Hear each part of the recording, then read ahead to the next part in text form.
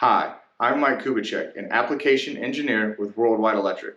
This is a series of videos to go over the wiring and configuration of the WDG2 drive.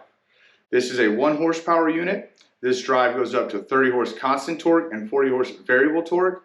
All demonstrations are on a 1 horsepower unit, but the wiring and configuring is the exact same across the entire horsepower range. In this video, we will show you how to wire a 4 to 20 milliamp transducer into the WDG2 drive. To take the cover off, loosen the cover screw and then you can remove the cover. To land the 4 to 20 milliamp signal into the drive, we will be using terminals I2 and CM. CM will be your 0 volt or negative. I2 will be the reference signal back to the drive from the 4 to 20 milliamp signal. And now we've wired the WDG2 drive for a 4 to 20 milliamp input speed reference.